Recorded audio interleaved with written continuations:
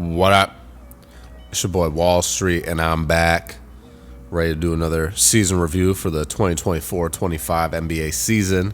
And today we're talking about a team that I'm very proud of. I'm not a fan, personally, but they have turned me into a fan from a distance. And that is the Detroit Pistons. And shout out to Detroit basketball because they really just brought it back this year. And I've never seen a transformation or a turnaround this amazing and this quickly in, I think, all of my years of watching basketball. So going on 15 or 16 years now of watching the NBA. I've never seen this. I've literally never seen this happen before. So the Pistons went from a 14-68 team last season, the worst team in the league, to a 44-38 team who qualified for the playoffs as the 6th seed. Didn't even have to make it into the playoffs via the play-in. Just absolutely amazing stuff. And obviously there were a lot of changes that happened. They fired Monty Williams last season. They fired Troy Weaver, who was their former GM. They brought in new people. They brought in JB Bickerstaff as the head coach. And obviously they also brought in new players, right? They brought in Malik Beasley, who was a big piece to this team. They brought in Tobias Harris. They brought in Tim Hardaway Jr., I believe, via trade over the past offseason. I think he got traded in July. I could be wrong, but I'm pretty sure he got traded in July. Regardless, he's on the team now. He got traded July 6, 2024. I knew that. So, sorry. I get caught up in the details sometimes, guys. So just, bear with me. I try to be detailed. So, the real thing here is obviously they had a great season. But are they going to be able to replicate that next season? Because they have a lot of guys that are on expiring contracts. Malik Beasley, free agent. Tim Hardaway Jr., free agent. Dennis Schroeder, free agent. You got Paul Reed, who's also a free agent. He didn't play much, but, might as well note it. Lindy Waters III also didn't play much. He came over with Dennis Schroeder in that midseason trade. So there's a lot of stuff that needs to happen. Obviously, I think what they should do is they should re-sign Dennis Schroeder. They should re-sign Tim Hardaway Jr. They should re-sign Malik Beasley. I think you run it back one more time. Because, frankly, I think if things went a little bit differently, the Pistons could have beat the Knicks.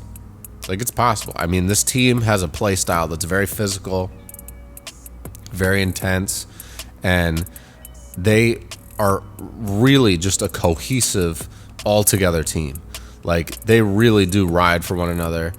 The leadership that Cade Cunningham has just shown throughout the season, and especially during that series, is just the growth from him is incredible, both on the court in terms of his skill set.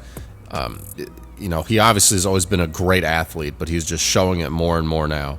And just from the mental side of things, he's really staying grounded. He's taken on the role of being the leader of this team. And he's excelled at it. He's really excelled at it. He's had the best season of his career.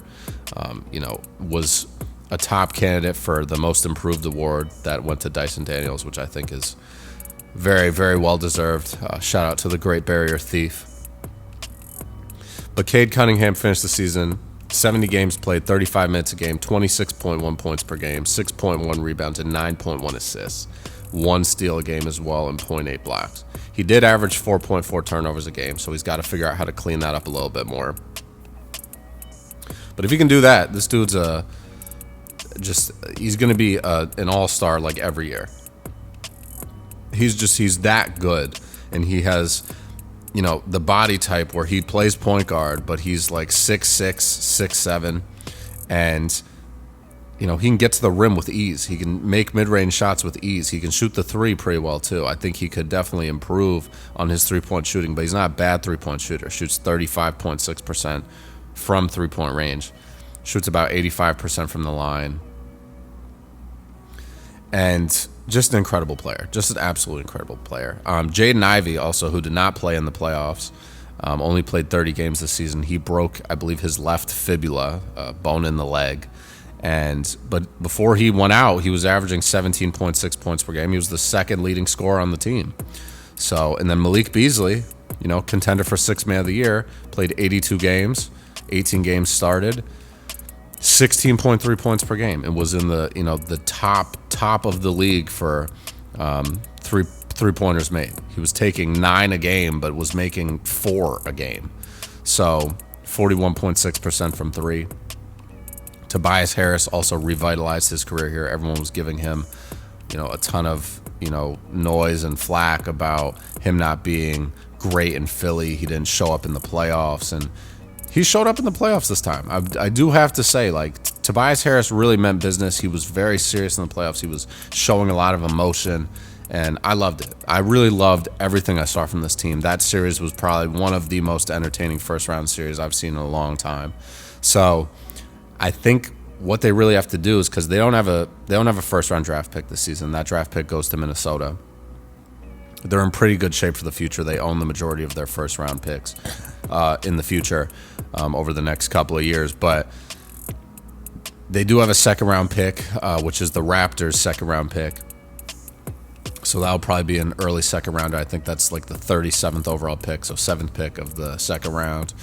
So I think the way that they get better here is they just try to improve with what they already have. I think you re-sign Malik Beasley, you re-sign Tim Hardaway Jr., you re-sign Dennis Schroeder.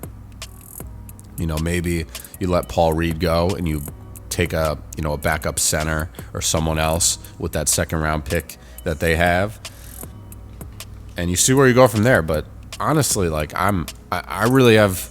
There's nothing else I can say. I mean, the bar was set so low for this team that the fact that they made it this far and they won games in the playoffs, they had a 15-year-long playoff losing streak, or maybe it was 15 games. I think they hadn't won a playoff game in 15 games. They still haven't won a home playoff game since May 2008.